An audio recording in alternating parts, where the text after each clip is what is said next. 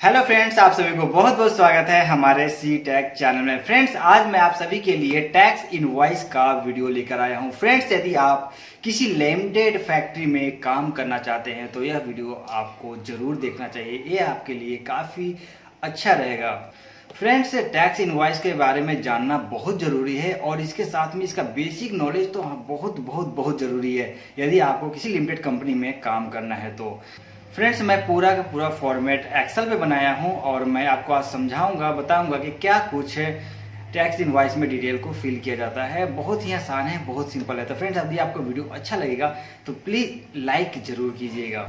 तो फ्रेंड्स, ये पूरा का पूरा जो सीट मैंने बनाया है एक्सेल में बनाया है और इस तरह का सीट आप किसी कंपनी के बिल बुक पर देख सकते हैं।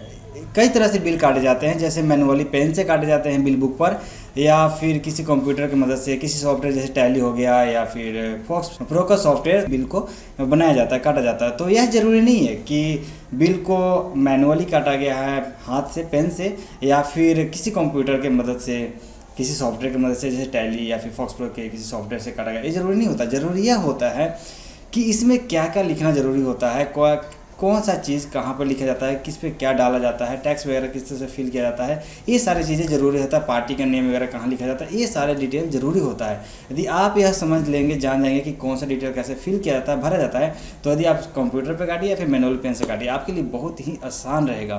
तो चलिए मैं आपको बताता हूँ कि कहाँ पर क्या चीज़ डिटेल फिल किया जाता है। तो देखिए, इसको हम थोड़ा सा जूम कर लेते हैं। तो यहाँ पर देखिए कि सबसे पहले जो ऊपर का हेड है, ये सारा डिटेल यह आपको पहले से फिल मिलेगा, मतलब इसे फिल करने की ज़रूरत नहीं होता। सबसे पहले फिल किया जाता है इनवॉइस नंबर। यदि आप मैनुअल बिल बुक पे काट रहे हैं तो आपको यहाँ पर invoice number page by page मिल जाता है। इसको भी चेंज करने की ज़रूरत नहीं, ऑटोमेटिक चेंज हो जाएगा। डेट टाइम ऑटोमेटिक चेंज हो जाता है, या फिर यदि आप पेन से लगा रहे हैं तो फिर आप पेन से बिल बना रहे हैं तो आपको यहाँ पर चेंज करना होगा। साथ में स्टेट कोड पहले से प्रिंटेड होता है। सबसे पहले आपको ध्यान देना होगा पार्टी को, कि किस पार्टी को अपना कंपनी का माल भेज रहे हैं या फिर भेजने वाले हैं। तो देखिए, यहाँ पर आपको पार्टी के नेम वगैरह डिटेल लिखना होता है या फिर टाइप करना होता है, जैसे MS जनता ट्रेडर्स, अनुराग, कोई भी कंपनी का नाम हो गया। यहाँ पर मैं क्या फंक्शन सेट किया हूँ कि जैसे मैं यहाँ पर GST सेलेक्ट करूँगा किसी कंपनी का, मान लीजिए कि मैंने GST नंबर सेलेक्ट कर लिया, तो ऑटोमेटिक उसका नेम, एड्रेस, सारा कुछ फिल हो जाएगा। तो यह कैसे फिल किया जाता है, यदि आप इस वीडियो में 1000 तक लाइक पहुंच गया फ्रेंड्स, तो मैं पूरा फंक्शन बताऊंगा कि किस तरह से मैं इसको बनाया हूं, कि मैं यहाँ पर GST नंबर सेलेक्ट कर रहा हूं और पूरा डिटेल ऑटोमेटिक फिल हो जा रहा है। सबसे पहला स्टेप यह हुआ कि हम बिल पर उस कंपनी का नाम लिखेंगे, GST नंबर लिखेंगे जिस कंपनी को अपना माल भेज रहे हैं।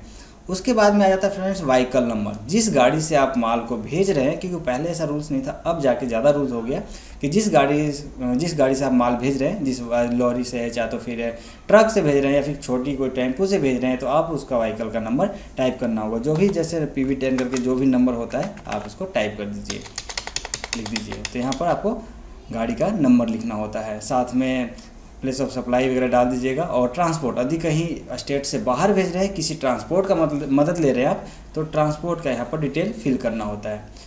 यहाँ पे आते हैं नीचे, सबसे मेन डिटेल यहाँ पर फ्रेंड्स हमें डालना होता है आइटम, कि हम कौन सा आइटम को सप्लाई कर रहे हैं, भेज रहे हैं। तो यहाँ पर आइटम जैसे हो गया, हम यहाँ से बोल्ट भेज रहे हैं।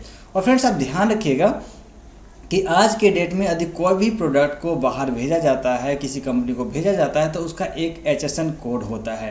वो कोड के ऊपर डिपेंड करता है कि क्या क्या सामान बनते हैं। जैसे आप कोई HSN कोड को लीजिएगा, उसको गूगल भी कीजिएगा, तो आपको उसमें बता देगा कि इस HSN कोड के अंदर इतने सारे प्रकार के सामान आते हैं, माल आते हैं, या फिर कोई भी कैटेगरी के पार्ट्स आते हैं।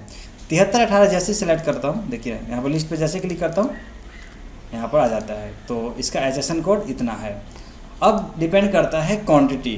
तो यहाँ पर जो इस कंपनी से जो माल भेजा जाता है बाहर, वो बैग के रूप में भेजा जाता है, कि एक बैग में कितना पीस है वो तो चलिए अंदर की बात है कंपनी में, लेकिन मान लीजिए कि यहाँ से हम 20 बैग भेज रहे हैं, तो 20 बैग में एक बैग का रेट क्या है, तो एक बैग का रेट मान लीजिए कि 5000 रुपये है, ठीक है। तो यहाँ पर अमाउंट ऑटोमेटिक कैलकुलेट होके आ जाएगा कि टोटल इतना रुपया बन गया।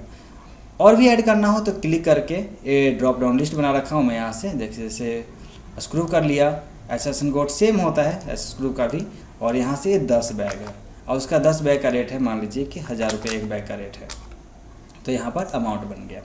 तो इस तरह से आप ऐड कर सकते हैं कि एक साथ में आप इतने कैटेगरी का माल किसी कंपनी को भेज रहे हैं। ये टैक्स इनवॉइस के बारे में इन्फॉर्मेशन है। तो अब हम इसे डाउन करते हैं।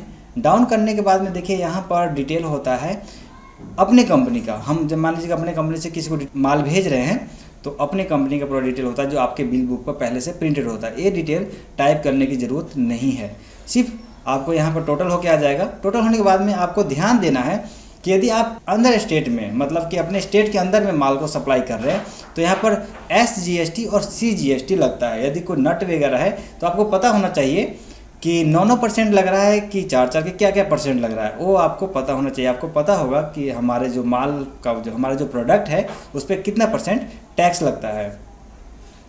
तो यहाँ पर देख लीजिए कि मेरे पास यहाँ जो लगने वाला 9% लगता है, तो SGST और यहाँ पर CGST 9%, तो 9% का वैल्यू आ गया 999 रुपये। और टोटल यहाँ पर बन गया ग्रैंड टोटल यहाँ पर 1,29,800 रुपये। फ्रेंड्स, यदि IGST लग रहा है तो SGST और CGST नहीं लगता है। यदि मान लीजिए कि आप यहाँ पर IGST फिल कर देते हैं 18%, तो यहाँ पर कुछ नहीं लगेगा। इसका मतलब कि मान लीजिए कि मैं लुधियाना में हूँ और यूपी में या बिहार में या राजस्थान में माल भेज रहा हूँ तो यहाँ पर IGST लगेगा। SGST और CGST हट जाता है तो सिर्फ IGST लगता है, तो यहाँ पर 18% लग जाता है। बात लगभग होता है वही, लेकिन हमें फिल IGST करना होता है। तो इसको मैं डिटेल डिलीट कर देता हूँ और मैं 9% यहाँ से लगा लेता हूँ। देखिए उसके बाद में देखिए यहाँ पर टोटल आ गया कि इतना टैक्सेबल अमाउंट बनता है। उसके बाद में आपको बिल पे सिग्नेचर करा लीजिए ऑनर का, और उसके बाद में इसको काट कर गाड़ी वाले को पकड़ा दीजिए, अपने पास भी रख लीजिए। फ्रेंड्स, यदि आप ऑफलाइन अपने बिल बुक पर या फिर टैली एक्सेल किसी में भी बिल काट रहे हैं या फिर ईवे बिल ऑनलाइन काट रहे हैं तो आपको 2-3 बातों का ही ध्यान रखना होता है। सबसे पहले कि आपका इनवॉइस नंबर क्या है। सेकंड में आता है कि आप किस पार्टी को माल भेज रहे हैं। यदि जिस पार्टी को माल भेज रहे हैं बाकायदा सही से उसका नाम, साथ में GST नंबर और एड्रेस वगैरह मेंशन कर दीजिए। उसके बाद में आता है व्हीकल नंबर। यदि आप ईवे बिल काट रहे हैं तो व्हीकल नंबर लास्ट में आता है, लेकिन आप किसी बिल बुक पे काट रहे हैं तो व्हीकल नंबर ऊपर ही आ जाता है। तो साथ में आता है आपका प्रोडक्ट को बाकायदा बहुत बारीकी से ध्यान रखना होता है कि यदि हम जो प्रोडक्ट भेज रहे हैं वो प्रोडक्ट का कोड, जो HSN कोड है, बिल्कुल सही भरा गया हो। कितना क्वांटिटी है या क्या वेट है बिल्कुल सही भरा गया हो, और कितने का है मतलब कितने रुपए का माल है वो टोटल बिल्कुल सही भरा गया हो। साथ में ध्यान रखना होता है कि हम जो माल भेज रहे हैं यदि हमारे स्टेट के अंदर में है तो SGST और CGST लगता है, जो कि 9% या फिर 18% जो भी बनता है उसका टैक्सेबल अमाउंट। तो साथ में यदि हम अपने स्टेट से बाहर दूसरे स्टेट में भेज रहे हैं तो हमारा सिर्फ एक IGST लगता होता है। ये टोटल मिलाकर कितना रुपये बनता है ये भी शो कराया जाता है, और साथ में कंपनी का सिग्नेचर और स्टम्प तो लगाना ज़रूरी है।